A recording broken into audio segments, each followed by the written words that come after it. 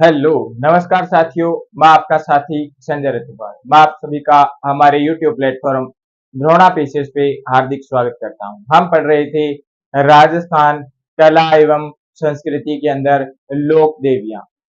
कुछ हद तक हमने लोक देवियां कर ली थी, लेकिन कुछ और बच जाती है, जिनके मुख्य मंदिर और उन लोक देवियों के नाम ध्यान में रखे जाते हैं। ज्यादा इनके बारे में और कोई जानकारी नहीं है। मंदिर और उनका नाम, बस यही ध्यान में रखते हैं। तो क्लास प्रारंभ करने से पहले एक अच्छा सा मोटिवेशन कोट हो जाए। कोट कुछ इस प्रकार है। इतिहास लिखने के लिए कलम की जरूरत नहीं होती है। इतिहास लिखने के लिए कलम की जरूरत नहीं होती है, बल्कि इतिहास लिखने के लिए हौसलों की जरूरत होती है। हौसलों की जरूरत होती है। प्रारंभ करते हैं क्लास रानी सती।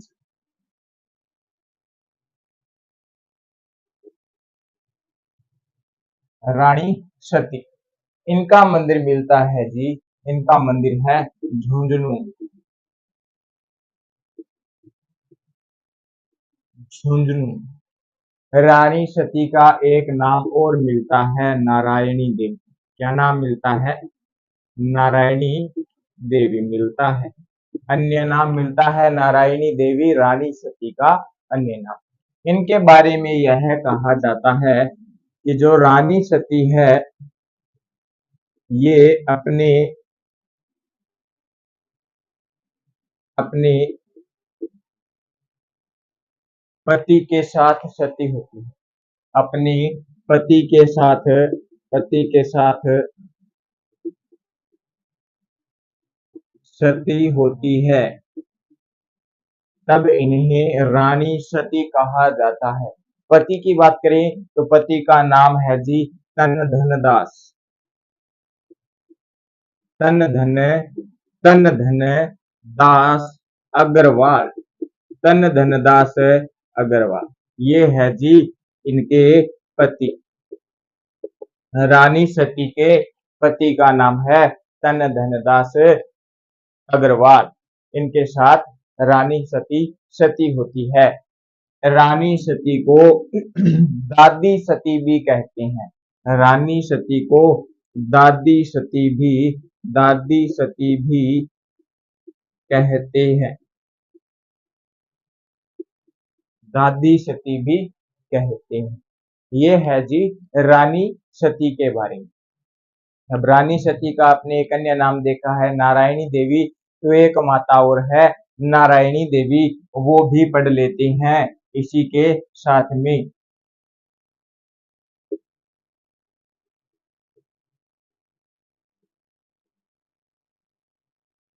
नारायणी देवी।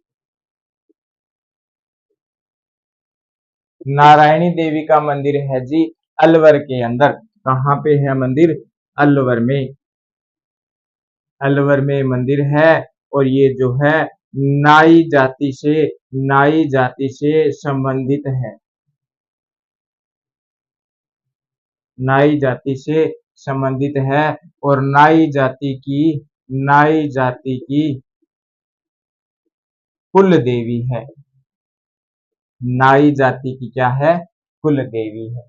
कौन है? नारायणी देवी। अलवर में मंदिर है इनका।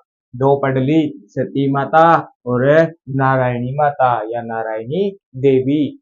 इनके बारे में मंदिर की जानकारी मिलती है। मंदिर तो मिलता है अलवर में, नाई जाति से संबंधित है, इसीलिए नाई जाति की कुल देवी है। और पढ़ते हैं हाँ कि ये जो नारायणी देवी है, ये भी अपने पति के साथ सती होती है। सती होती है। और पढ़ते हैं, इसके बाद में पढ़ते हैं एक आवरी माता और है। आवरी माता पढ़ते हैं। आवरी माता पढ़ते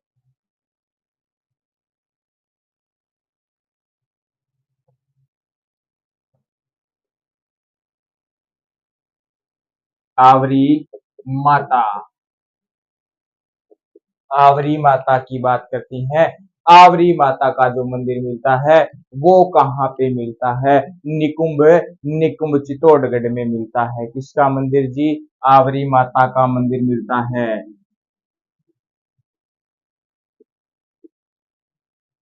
निकुंभ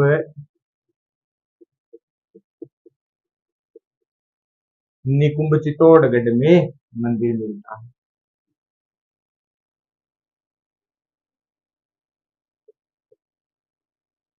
निकुंभ चित्तौड़गढ़ में आवरी माता का मंदिर मिलता है। और आवरी माता के मंदिर पे लकवा लकवाग्रस्त जो लोग होते हैं, लकवाग्रस्त व्यक्ति का इलाज होता है यहाँ पे। लकवाग्रस्त व्यक्ति का इलाज होता है। लकवाग्रस्त आप जानते ही हो क्या होता है? लकवाग्रस्त आप जानते हो तो आवरी माता निकुंभ चित्तौड़गढ़ में इन व्यक्तियों का इलाज होता है। अब एक माता और पढ़ते हैं आवरी माता के बाद में, बस मैंने आपको बताया, नाम ध्यान रखना है। अंबिका माता।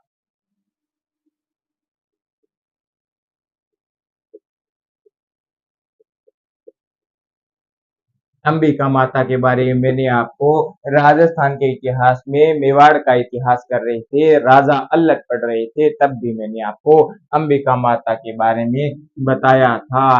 इनका मंदिर है जगत उदयपुर में।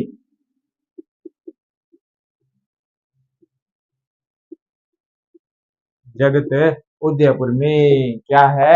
अंबिका माता का मंदिर है। इसे मेवाड़ का क्या कहते हैं जी? मेवाड़ का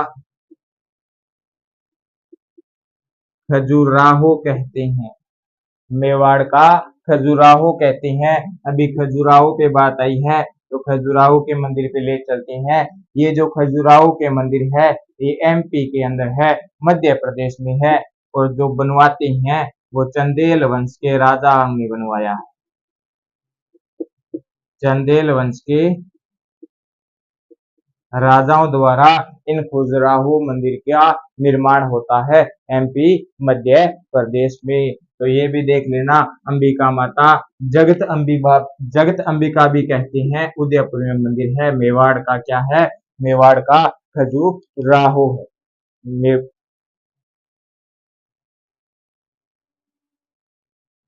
इस अंबिका माता को जगत अंबिका भी कहते हैं।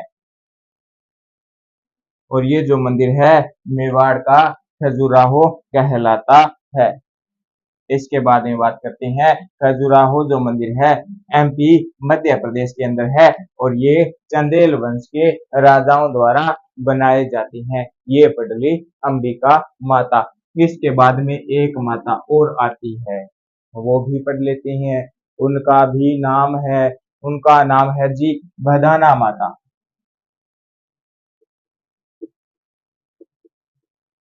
बदाना माता इनका मंदिर है जी कोटा के अंदर।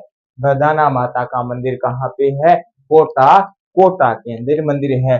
यहाँ पे मुठ पीड़ित व्यक्तियों का मुठ पीड़ित व्यक्तियों का व्यक्तियों का क्या होता है? इलाज होता है। अब सर बात आ गई जी, सर मुठ पीड़ित व्यक्ति कौन से होते हैं? तो जो जादू टोने के अंदर होते हैं वो व्यक्ति होते हैं जिन पे जादू टोना कर दिया जाता है। बाद में वो अपना जो शरीर है वो अपने बस में नहीं रख पाते, अपने कंट्रोल में नहीं रख पाते। जो जादू टोना करता है उसके कंट्रोल में हो जाता है। ये वो व्यक्ति होते हैं। लिख देते हैं यहाँ पे जादू टोना। जादू टोना का इलाज होता है कहाँ पे? बदाना माता कोटा के अंदर। कहाँ पे? बदाना माता कोटा के अंदर। तीन माता पढ़ ली, आवरी माता, अंबिका माता, बदाना माता। इससे पहले पढ़ी रानी सती और नारायणी देवी। अब कुछ और देखते हैं।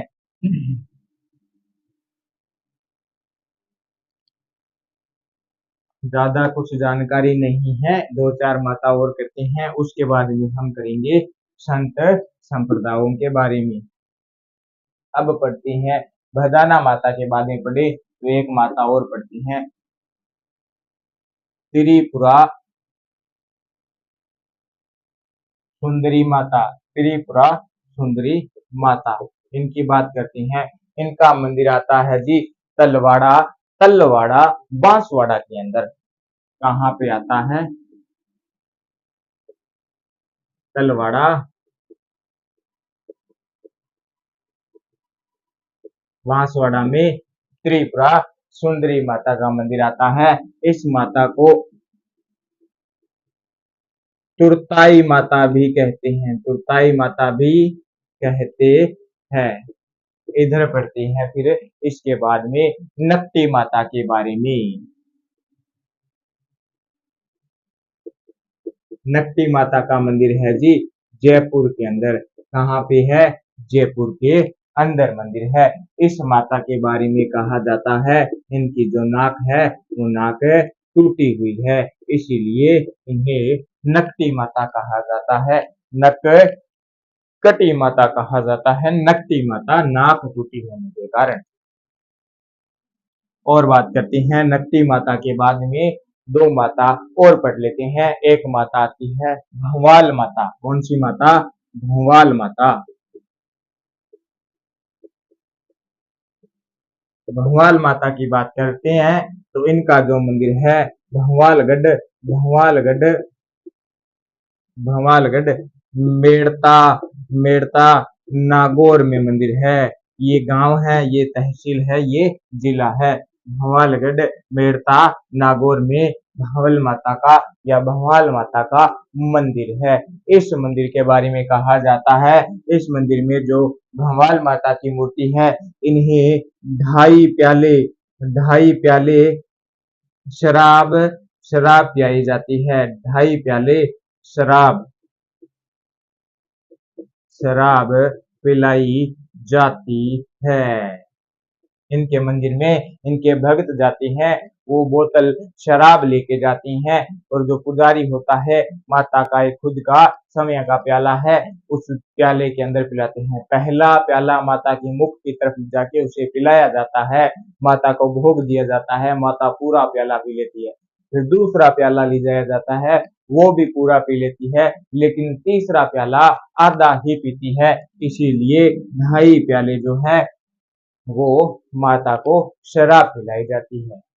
ऐसी कहानी है कि यहाँ पे वास्तव में ही जो भवाल माता है ये वास्तव में शराब पीती है। इसके बाद में आती है घेवर माता। इनका जो मंदिर है वो राजसमंद में है। कहाँ पे है? राजसमंद में मंदिर है। और जो राजसमंद झील है, राजसमंद राजसमंद झील है, इसकी जो नींव है, नींव घेवर माता रखती है। ये जो राजसमंद झील है इसका निर्माण राज सिंह करवाता है। अभी राजस्थान के इतिहास में राज सिंह एक क्लास बाद अगली क्लास में आने वाला है। ये है जी सारी की सारी माताएं हैं, तो देख लेना।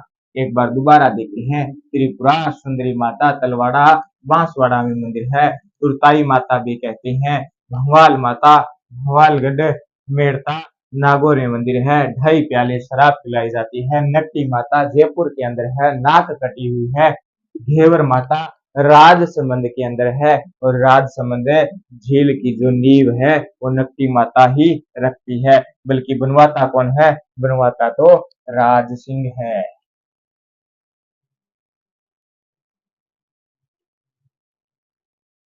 ये अपने जी पढ़ ली सारी की सारी लोक देवियां। क्या पढ़ ली? लोक देवियां। अब हमने दो टॉपिक पढ़ लिए हैं। कौन कौन से? लोक देवता, लोक देवता व लोक देवियां, ये हमने पढ़ लिए है। आज करेंगे जी संत संत संप्रदाय प्रारंभ करेंगे आज की क्लास में। तो देखते हैं संत संप्रदाय के अंदर सबसे पहले संत पढ़ते हैं जाम्बोजी महाराज को। इसको पढ़ेंगे जी? जाम्बोजी महाराज को पढ़ते हैं।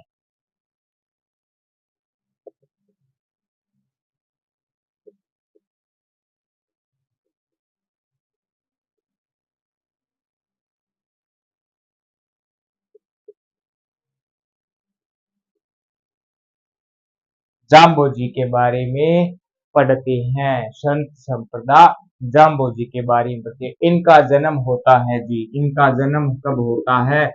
इनका जो जन्म है वो होता है जी 1451 ईस्वी में। जन्म स्थान की बात करें तो पीपासर में क्या होता है?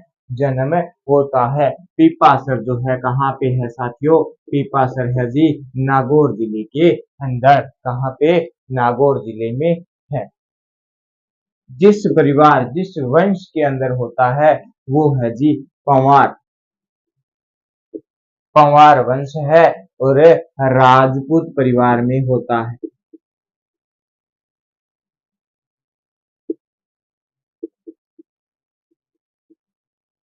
इनका जन्म जो है वो एक पंवार राजपूत परिवार में होता है। इनके पिताजी की बात करती हैं। इनके पिताजी का नाम मिलता है जी पिताजी लोहट जी। क्या नाम मिलता है? पिताजी का नाम मिलता है लोहट जी। फिर माता की बात करें तो इनकी माता का नाम मिलता है हंसाबाई। इनकी माता का नाम क्या है? हंसाबाई। इनकी माता है जी हंसाबाई। हंसाबाई लोहट जी व इनकी माता हंसाबाई। जन्म होता है 1451 में, लेकिन इसके माता पिता की मृत्यु हो जाती है 1483 ईस्वी के अंदर। देहांत हो जाता है इनका। क्या हो जाता है? देहांत हो जाता है। देहांत होने के बाद में जाम्बोजी महाराज ने घर गृहस्थी छोड़ दी थी, घर त्याग दिया था। क्या कर दिया था? घर त्याग दिया था अपने माता पिता के देहांत के बाद। बचपन के नाम की बात करते हैं। जाम्बोजी का बचपन का नाम क्या था? इनका बचपन का नाम था जी धनराज जी। क्या नाम था? धनराज जी जाम्बो जी के बचपन का नाम था। और पढ़ते हैं इसके बाद में और क्या मिलता है? इसके बाद में और क्या मिलता है? जाम्बो जी ने निर्गुण भक्ति के उपदेश दिए थे। जिस स्थान पे उपदेश देते हैं वो स्थान है जी सम्राथल। सम्राथल में क्या देते हैं? उपदेश देते हैं। किन को देते हैं जी? ये अपने अनुयायियों को देते हैं। अपने अनुयायियों को देते हैं, अपने फॉलोवर्स को देते हैं, है ना? अपने फॉलोवर्स को उपदेश देते हैं। ये जिसमें देते हैं 29 आदेश देते हैं। 29 आदेश देते हैं। 29 प्रकार के आदेश देते हैं। इनके कारण ही इनके जो अनुयायी होते हैं, जो इनके 29 वो आदेश मानते हैं, उन्हें कहते हैं जी बिश्नोई। क्या कहते हैं? बिश्नोई कहते हैं। बिश्नोई कहते हैं। अब बिश्नोई पे बात करते हैं। ये है जी 29। 20 प्लस 9, तो इधर लिखते हैं हिंदी के अंदर 20 प्लस 9। इस 20 प्लस 9 से बनता है बिश्नोई। क्या बनता है? बिश्नोई। कितने आदेश दिए जी? 29 आदेश दिए, अपने अनुयायियों को दिए, सम्राथल स्थान पे दिए। और इनके जो अनुयायी है वो कहलाते हैं बिश्नोई। क्या कहलाते हैं? बिश्नोई कहलाते हैं। जाम्बोजी महाराज को जाम्बोजी महाराज को जी माना जाता है विष्णु का अवतार माना जाता है। क्या माना जाता है? विष्णु का अवतार माना जाता है। इसके बाद में जाम्बोजी महाराज को वैज्ञानिक संत कहते हैं। क्या कहते हैं जी? वैज्ञानिक वैज्ञानिक संत कहते हैं। क्या कहते हैं? वैज्ञानिक संत कहते हैं। वैज्ञानिक संत मैं आपको बताऊंगा कैसे कहते हैं। वो अभी अपन जब शिक्षाएं पढ़ेंगे जाम्बोजी महाराज के द्वारा दी गई शिक्षाएं, तब बात करेंगे जाम्बोजी महाराज को वैज्ञानिक संत कैसे कहते हैं। और बात करते हैं जाम्बोजी महाराज के बारे में। जाम्बोजी महाराज की मृत्यु की बात करते हैं। जाम्बोजी महाराज की मृत्यु की बात करते हैं तो इनकी मृत्यु होती है जी लालासर में। कहाँ पे होती है? लालासर बीकानेर के अंदर, लालासर बीकानेर में इनकी मृत्यु होती है। लेकिन इनकी जो समाधि है वो कहाँ पे है जी? वो बीकानेर के मुकाम में है। कहाँ पे है? बीकानेर के मुकाम में है। बीकानेर के मुकाम में है। इनका एक सन भी मिलता है, इनका सन मिलता है। ये जो सन है, मृत्यु की बात चल रही है तो 1526 की बात होती है यहाँ पे। अब जब जाम्बोजी महाराज अपने इधर क्षेत्र के अंदर हैं तो इनके जो समकालीन दिल्ली में बात करें, इनके जो दिल्ली के अंदर समकालीन जो था वो कौन था? इनके समकालीन था जी सिकंदर लोदी। दिल्ली के अंदर जो राजा था वो राजा था जी सिकंदर लोदी। कौन था? सिकंदर लोदी था।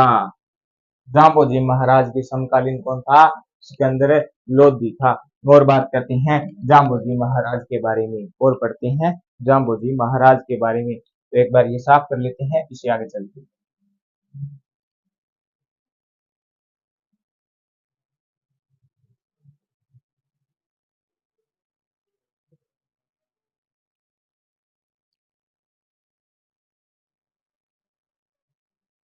ये लो जी, इनके मंदिर तक पहुंच गए थे। इनका मंदिर मिलता है मुकाम में। कहाँ पे मिलता है? मुकाम में।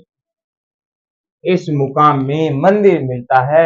मंदिर है तो यहाँ पे मेला भी लगता होगा। तो मेला कब लगता है ये देखते हैं। यहाँ पे मेला भरता है आश्विन व फाल्गुन अमावस्या को मेला भरता है। कब भरता है जी मेला?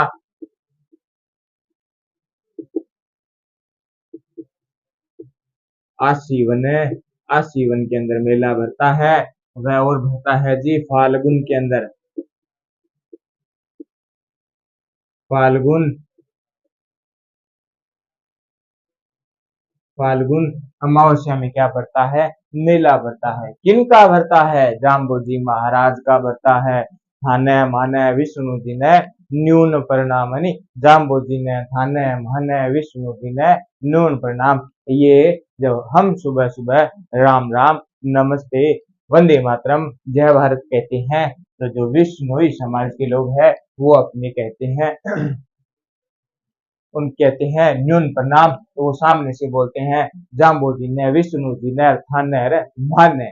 मतलब है अपना जाम्बो जी है किसके अवतार? विष्णु जी के अवतार। तो विष्णु जी ने और थाने और माने सारा ने न्यून प्रणाम, मतलब है नमस्ते राम राम करते हैं। क्या करते हैं? नमस्ते राम राम करते हैं। और आगे बात करते हैं, और आगे रामदेव जी के बारे में, और सॉरी जाम्बो जी के बारे में और पढ़ते हैं। बताया था जी सिकंदर लोदी। सिकंदर लोदी क्या है? समकालीन है दिल्ली के अंदर। फिर बीकानेर के अंदर, बीकानेर के अंदर जी क्या पड़ेगा? बीकानेर में अकाल पड़ता है। क्या पड़ता है? बीकानेर में अकाल पड़ता है। अकाल पड़ता है तो अकाल में आपको पता है खाने पीने की व्यवस्थाएं तहस महस हो जाती है, खत्म होने लगती है, आपूर्ति नहीं होती। तो जी अब अकाल की बात करें तो बीकानेर में जी अकाल पड़ गया। लेकिन मानव ने तो अपने पेट का, अपने भोजन का जुगाड़ कर लिया जैसे तैसे करके। लेकिन जी समस्या किसको आई? पशुओं को समस्या आई। किसकी आई जी? पशुओं का पेट कैसे भरे? तो पशुओं को चारा कहाँ से ला के डालें? बीकानेर के अंदर अकाल पड़ा है तो बीकानेर का जितना क्षेत्र है वहां पे अकाल पड़ेगा। फिर जाम्बोजी महाराज ने याद किया किसको जी? सिकंदर, सिकंदर लोदी को। सिकंदर लोदी को याद करते हैं, इसे बताते हैं कि जी ये घटना हो गई तो सिकंदर लोदी ने पशुओं के लिए चारा भेजा। क्या भेजा? पशुओं के लिए चारा भेजा। और जो सिकंदर लोदी जो है जाम्बोजी महाराज के कहने पे, जाम्बोजी महाराज के कहने पे गोवध पर, गोवध पर रोक लगाते हैं। गोवध पर क्या लगाते हैं जी? रोक लगाते हैं। कौन है? सिकंदर लोदी। किसके कहने पे लगाते हैं जी? जाम्बोजी महाराज के कहने पे लगाते हैं, है ना। इसके बारे में एक दोहा भी है, अकाल के बारे में दोहा है।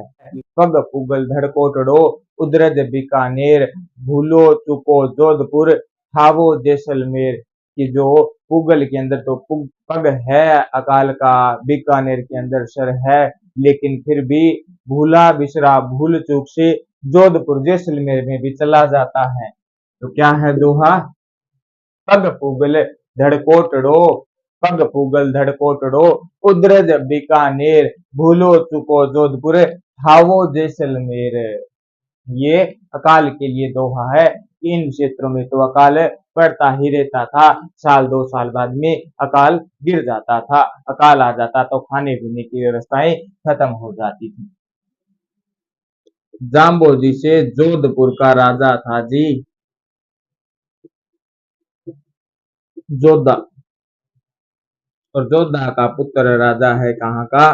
बीकानेर का। कहाँ का? बीकानेर का। कौन है? राजा है जी बीका। ये दोनों ही जाम्बोजी महाराज से प्रभावित थे। जाम्बोजी महाराज का क्या करते थे? मान सम्मान करते थे, मान सम्मान करते थे। जाम्बोजी महाराज के भक्त थे, मतलब ये जाम्बोजी महाराज की मानते थे। क्या करते थे? जाम्बोजी महाराज की मानते थे। फिर जाम्बोजी महाराज ने जिस स्थान पर उपदेश दिए, उस उपदेश स्थान को क्या कहते हैं जी? ये पढ़ लेते हैं। कुछ तो कहते होंगे, कुछ तो कहते होंगे, तो उसको कहते हैं सांतरिया। क्या कहते हैं? सांतरिया कहते हैं। जहां पे उपदेश दिए थे, उपदेश स्थल है। अब ये पढ़ लिया, इसके बाद में जाम्बोजी महाराज के अन्य मंदिर पढ़ लेते हैं। अन्य मंदिर पढ़ते हैं, जाम्बोजी महाराज के अन्य मंदिर पढ़ते हैं।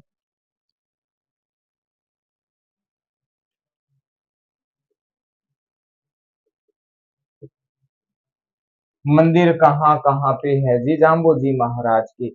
बात कर ली मुकाम की, तो मुकाम में मंदिर है, जांगलू में मंदिर है, और ये दोनों मंदिर आते हैं जी बीकानेर जिले के अंदर। कहाँ पे आते हैं? बीकानेर जिले के अंदर। फिर आता है जाम्बा स्थान, जाम्बा में फिर आता है रामड़ावास, रामड़ा रामड़ावास। ये दोनों मंदिर आते हैं जी जोधपुर के अंदर। कहाँ पे आते हैं? जोधपुर के अंदर। बीकानेर का राजा प्रभावित था तो बीकानेर में, और जोधपुर का राजा प्रभावित है तो जोधपुर में क्या आते हैं? मंदिर आते हैं। अब जाम्बोजी महाराज की क्या पढ़े? जाम्बोजी महाराज की पढ़े जी शिक्षाएं। जाम्बोजी महाराज ने क्या दी? शिक्षाएं दी। एक नजर में शिक्षा पढ़ते हैं। मंदिर की बात करें तो मंदिर आता है मुकाम और जांगलू बीकानेर में। उसके बाद में रामड़ावास व जाम्बा आता है जोधपुर में। कहाँ पे आता है? जोधपुर में। लो जी आगे जाम्बोजी महाराज की शिक्षा।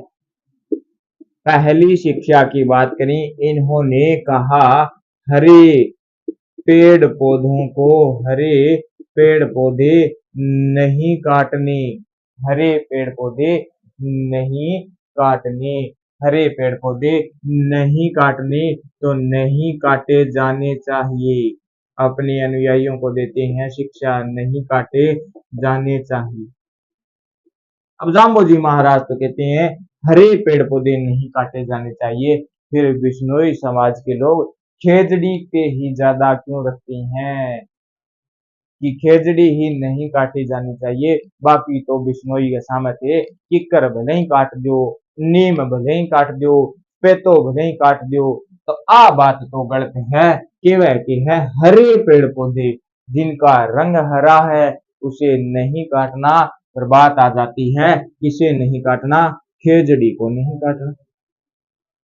आरपीएससी वाला कोई एग्जामिनर एग्जाम बना रहा होगा, किसी पास वाले एग्जामिनर, किसी व्यक्ति ने आरपीएससी के एग्जामिनर के कान में फूंक मार दी, जाम्बोजी ने खेजड़ी वृक्ष के लिए कहा, तो प्रश्न आने लग गया जी जाम्बोजी ने किस वृक्ष को काटने के लिए उपदेश जारी किए हैं कि उस वृक्ष को काटने नहीं देना। खेजड़ी आ गया, किसकी देन है जी? आरपीएससी की देन है। इसीलिए हमें पढ़ना पड़ता है। क्या करना पड़ता है? पढ़ना पड़ता है। बिश्नोई समाज के लोग जो है वो इस खेजड़ी के वृक्ष को पवित्र वृक्ष मानते हैं। क्या मानते हैं? पवित्र वृक्ष मानते हैं। फिर जाम्बोजी महाराज ने एक शिक्षा और दी, जीव जंतु, क्या दी? जीव जंतु को बचाना है, जीव को हिंसा नहीं करनी चाहिए, जीव जंतु को बचाना है, जीवों की हिंसा नहीं होनी चाहिए, जीवों की क्या नहीं होनी चाहिए? हिंसा नहीं होनी चाहिए। जाम्बू जी ने तो ये कहा जीव जंतु को बचाना है, उन्हें मारना नहीं चाहिए, जीवों की हिंसा नहीं करनी चाहिए। फिर भी आरपीएससी के एग्जामिनरों ने क्या कह दिया कि जाम्बू जी ने कहा है हिरण को नहीं मारना चाहिए, और फिर एक बार नाम ले देते हैं तो आपको पता है सारी के सारे लोग उसी के पीछे चलते हैं। तो फिर हिरण हो गया जी सबसे अच्छा, क्या हो गया? सबसे अच्छा। लेकिन जाम्बू जी कहते हैं जीव जंतु को बचाना है, उन्हें मारना नहीं है। तो कीड़ी मकोड़े भी है, ये भी जीव है, इन्हें भी बचाना चाहिए, फूंक फूंक के पाव रखने चाहिए। पर फिर भी ज्यादा ध्यान रखते हैं हिरण का, किसकी देन? आरपीएससी की देन। हिरण को बचाओगे, खेजड़ी वृक्ष को बचाओगे तो क्या करोगे? आरपीएससी में भाई क्या हो जाओगे? सिलेक्ट हो जाओगे। क्या हो जाओगे? सिलेक्ट हो जाओ। आरपीएससी फिर आपको मानेगी कि इनको बचाया है, जाम्बोजी महाराज का बंदा बन गया है, तो वही बंदा सही है, आरपीएससी में रख लेते हैं। फिर आपको आरपीएससी में रख लेंगे। और पढ़ते हैं आगे। फिर जाम्बोजी महाराज ने क्या कहा? जाम्बोजी महाराज ने कहा अपने अनुयायियों को कि नीले रंग के कपड़े नहीं पहनने, नीले रंग के कपड़े नहीं पहनने। क्यों नहीं पहनने जी? नीला रंग गूढ़ा रंग होता है, ये धूप की किरणों को ज्यादा अवशोषित करता है। वैसे नीला रंग अवशोषित ही होता है, ये शक्तियों को खींचता है, खींच के अपने अंदर समा लेता है। अगर हमने नीले रंग के कपड़े पहने हैं तो हमारे अंदर जो शक्तियां हैं वो अवशोषित कर लेगा, ऐसे कहा जाता है। फिर नीले के बारे में और कहते हैं कि पहले महिलाएं सती हो जाती थी, अपने पति की मृत्यु के बाद उनके साथ सती हो जाती थी, फिर धीरे धीरे सती प्रथा बंद कर दी गई, तो महिला के अंदर जोश जुनून होता था, और फिर वो महिला सती होने के लिए कहती थी तो उस पे नीले रंग के छींटे दे दिए जाते, नील है ना, नील नील की छींटे दे दिए जाते थे, इसलिए नीले रंग के कपड़े नहीं पहनने चाहिए। फिर एक बात और मिलती है सुनने को, ऐसी वेद गाथाओं के अंदर मिलती है कि अगर कोई योद्धा जिसका धड़ कट जाता है फिर भी वो युद्ध करता है तो उसकी धड़ पे अगर नीले रंग के छींटे दे दिए जाते हैं तो वो बाद में खत्म हो जाता है, ये भी बात है। फिर बात करें नील पे तो एक बात और मिलती है कि अगर जमीन के अंदर हम नील की खेती करते हैं तो बाद में उस जमीन पे कोई और खेती नहीं कर पाते हैं, क्योंकि नील की जो खेती है वो सारी की सारी जमीन के अंदर जिस प्रकार के तत्व पाए जाते हैं उन्हें क्या कर लेती है जी? अवशोषित कर लेती है। तीन शिक्षाएं पढ़ ली, चौथा पढ़ते हैं इन्होंने विधवा विवाह पे बात कही। विधवा विवाह विधवा विवाह होने चाहिए, क्या होने चाहिए जी? विधवा विवाह होने चाहिए। ये बंदा देखो 1451 में जन्म होता है, 83 में माता पिता खत्म हो जाते हैं, 1526 में आप खत्म हो जाता है, तो 1400 मान लो 60-70 के बाद की बात है, और 26 तक बीच में ये बात करता है कि हरे पेड़ पौधों को बचाना चाहिए। उस समय की घटना है ये, जीव जंतुओं को नहीं काटना चाहिए, नीले रंग के कपड़े नहीं पहनने चाहिए, विधवा विवाह होने चाहिए, विधवा महिला है उनका भी विवाह होना चाहिए, उन्हें भी वैवाहिक जीवन जीने का पूरा अधिकार है। पेड़ पौधे बचाओ, जीव जंतु बचाओ, तो वैज्ञानिक तरीके की बात करता है, इसीलिए इन्हें वैज्ञानिक संत कहते हैं। पेड़ पौधे नहीं काटने चाहिए, विधवा विवाह होने चाहिए। ये बात पेड़ पौधों की बात आए तो एक बात और याद आ जाती है, जाम्बोजी महाराज ने कहा था, सिर साटे रुख रहे, सिर साटे क्या रहे, सिर साटे रुख रहे, तो भी सस्तो जान कि एक सिर के बदले अगर एक रुख एक पेड़ पौधा बचता है तो भी वो सस्ता है, सिर कटा देना चाहिए। लेकिन फिर मैं आपको बताऊं, फिर एक घटना मिलती है, हम पढ़ते हैं उस घटना को। 1787 विक्रम संवत की घटना की बात करें, 1787 विक्रम संवत की घटना की बात करें तो महिला थी अमृता देवी बिश्नोई। महिला थी कौन है? अमृता देवी बिश्नोई। भाद्रपद शुक्ल सप्तमी शुक्ल दशमी को, भाद्रपद शुक्ल दशमी को अमृता देवी बिश्नोई के साथ 363 सिर कटे थे। कितने सिर कटे थे जी? 363 सिर कटे थे। तो एक रुख को बचाने के लिए कितने सिर कट गए? 363। फिर भी सस्ता है रुख। ये कौन है? जाम्बोजी के अनुयायी हैं। कौन है जी?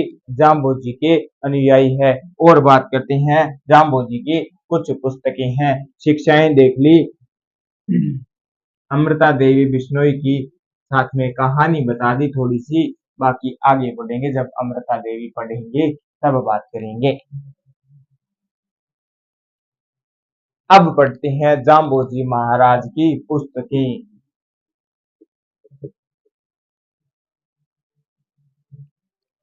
पुस्तकें पढ़ते हैं, पुस्तकें क्या है जी? जंब संहिता।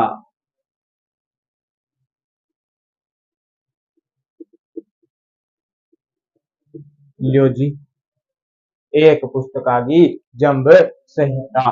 फिर बात करें जंब सागर,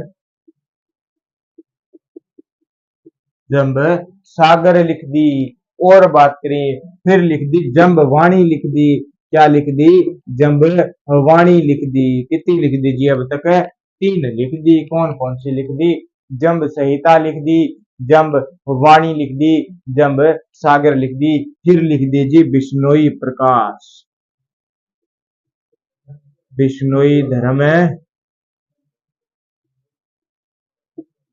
प्रकाश, बिश्नोई धर्म प्रकाश लिख दी, बिश्नोई धर्म प्रकाश लिख दी। फिर एक और मिल जाती है, जंब जंब सरिता, जंब सरिता, जम संहिता, जम सागर, जंब वाणी, जम सॉरी बिश्नोई धर्म प्रकाश और जंब संहिता। ये है जी जाम्बोजी महाराज की पुस्तकें। क्या है जी?